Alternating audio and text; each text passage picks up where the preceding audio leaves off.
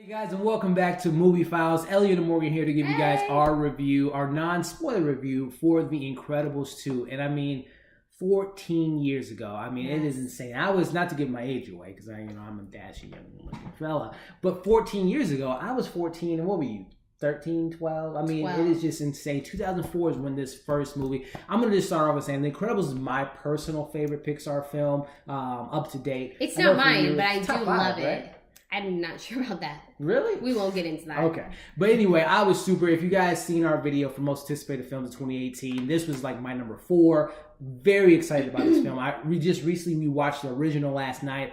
It's very few films that puts me in a nostalgic. I know you have a lot of nostalgia for you with films, but The Incredibles, Jurassic Park, there's certain films when I watch it again, I just feel like, you know, it just takes me back to a moment. I just really love this film. I love the family dynamic, so I was super excited about it. So, again, we're just going to get into our non-spoiler review here. If this is your first time tuning in, thanks for tuning in to Movie Files. Go ahead and subscribe. But we're just going to touch on some positives, you know, a little bit negatives, and then finish up with our thoughts. So I want to start off by saying some pros for me was the actual animation, the look and feel of this movie. Yeah.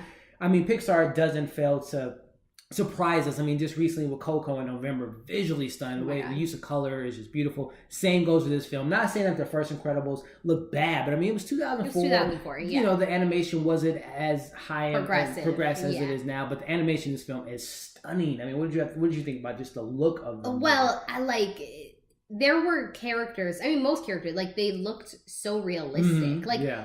There was one character I really loved. Like, I wanted to shop her closet. Like, I wanted her clothes. Like, it was like watching humans. Almost. Yeah, it looked incredible. No pun intended. No pun intended there. Which also leads into another thing that I thought was really done well was, I mean, when you get into sequels, you know, bigger budgets, more action. But the thing I love about this action was you love these characters. So when you see these big action set pieces, you feel a part of it. I mean, there's a lot of great... I mean, there's some action in this film that's one thing I love about Brad Bird, which if you guys... Let me take a step back. This movie is directed and written by Brad Bird, who did the original. I mean, this guy's track record is pretty flawless. I mean, Iron Giant, the first Incredibles, Ratatouille, this one, Mission Impossible 4. I mean, we'll forget about Tomorrowland, but he's pretty much a flawless director. And the way he shoots his movies are great. And this film is just nothing short of just a great action, family, fun adventure. I can't think of any other. It was almost like a Marvel movie for cartoons. I mean, it was like a lot. I mean, honestly, if you take away the animation, this is. I mean, yes, he shoots his films he shoots his animations like live action movies. I mean, just the first Incredibles, the action set piece, and this one is just nothing short of that. Also, too, I just love the theme. I mean, you've heard me the last couple of days just whistling and humming the theme music they have. I think I was excited for this to come out. Yeah. But I think Elliot's level of excitement made me more excited and want to go see it because I'm like, God, he loved the first one. And like I said, the score was great. Michael Giacchino came back and brought back that just awesome theme music. I just love the score of this film. I don't really touch on scores too much, but when I hear one I love, I just really connect to. I just love the score in this film. And also, too, the story was very, very interesting. And also, one thing, and this is just the whole of Pixar, the way they approach films, their animation, and, you know, the stigma animation is kids' movies, which, sure, is fine, but I love that they balance the line of it's animation, it has the kid-friendliness, the brightness, and all that, but they have very adult themes.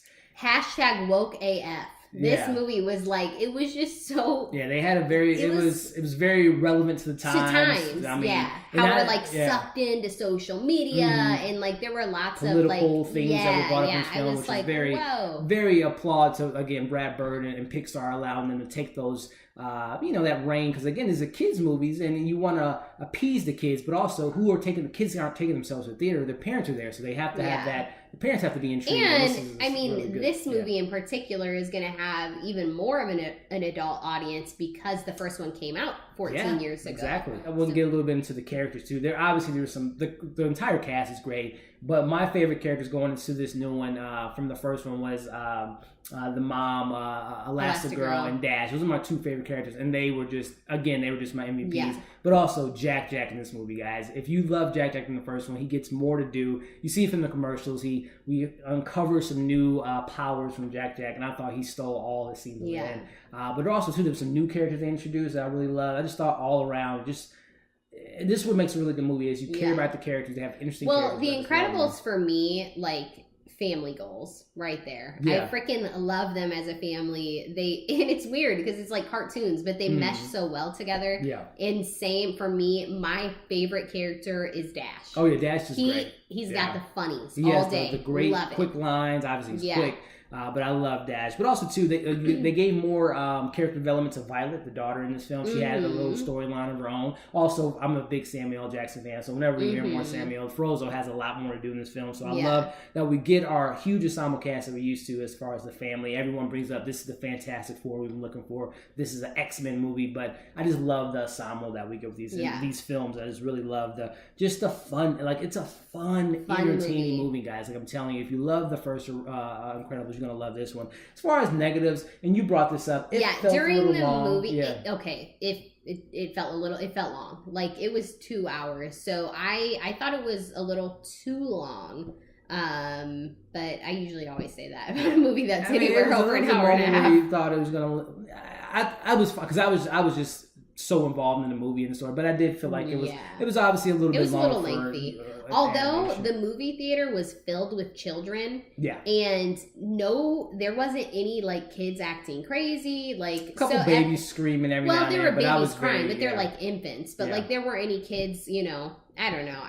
It was long to me though. And if I was to be, I guess another thing too, as far as nitpicking, the villain you brought up, it was, and I'm not going into these films looking for this big plot twist, but the villain and the reveal was predictable. I said it during the movie. I was like, Elliot, this is who it is. Yeah, but I mean, that's fine. I mean, again, if you're comparing apples and apples, the first villain from the first original, which is a really good villain, to this one, I like the screen slaver, the idea of their philosophy behind it. But again, it was predictable, kind of where they were coming from. But I almost like that. I love being able to like crack the case. There you go.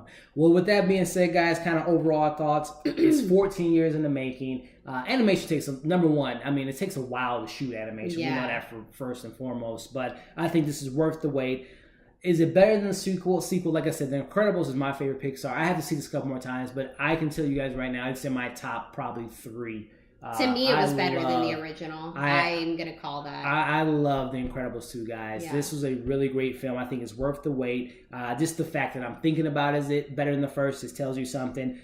Do we need, a question I want to ask you, do we need a third? I just want to know, flat out, yes or no, do we need a third movie? I'll take it. You'll take a third one. I got to say this thing. Hopefully, 14 years from now, I'll be almost 40, but hopefully we'll get it. Hopefully it won't take it. I mean, oh my God. I mean, Pixar takes a while for the sequels, hence, 11, 13 years for, Dory. Not all the time. In the 90s, they were kind of... Well, I think the quickest time was like maybe Story. 4 years. Yeah, Toy Story was 95, and then second. 99 was the second one, but everything else is like 10 plus years. So if they do make a third, if you're listening to us, Pixar, make it a little bit quicker, if you guys are thinking about doing that. But if not, I'm fine with the two. But I was satisfied with the second one. I felt more connected to the second one than the first one. So I guess we can talk about ratings. And if you guys do have the opportunity to see the first one before you go into the second one, I would recommend it. Not that you need it, but I think it made the experience a little, because it does pick up like literally, I think it's like 3 months after the original first one. So as far as my ratings, if you guys if you guys follow us on Instagram, we did my personal list of Pixar movies. Morgan, I did not huge agree. debate on what she thought of my list, but I think this is definitely in my top 3 as far as Pixar goes. And just superhero movies too. This is one of my favorite superhero movies. I think though for Elliot, it's easier for him. Like me, it would take me some time to like really come up with my top 3 because I'm more invested in animated movies than you. So it's like you're just like, oh yeah. So, but I really did love it. So I guess we can talk about ratings. Yeah, what's your score? I'm giving it a 5 out of 5. I loved it. I thought it was incredible, all puns intended. It was amazing. I'm right there with you. I think so far, Infinity War, a couple other Black Panther, this is another 5 out of 5 for me. I think it deserves it. Again, if you love the first one, this just takes those things you love and just expanding on it. The action is great. The comedy is really great. Yeah. The themes in the film, the story. I mean, this is just a great film. Again, a little long in the tooth as far as the length, and also the villain was predictable. But other than that, guys, this is a fun movie. Go see it. Also, the little what is it? The short. Yeah, I can't remember the name of it. I think it was called Bow. I could be in BAO. It was so good. Really good. I cried. Yeah, good appetizer before the entree. Yeah, it was really good. Definitely, it was a good short. So there you have it, guys. 5 out of 5. 5 out of 5. We can't recommend it enough. I think this movie is right now. I had it tracking at 140. If you guys follow social media, I do predictions every Friday. This movie's tracking almost at 180, like Marvel territory. Woo! So. Woo! Congratulations to Pixar, Brad Bird, everyone involved in this film. 14 years in the making. It's well worth it. Can't recommend it enough. So with that being said, guys, this has been our non-spoiler review of The Incredibles 2.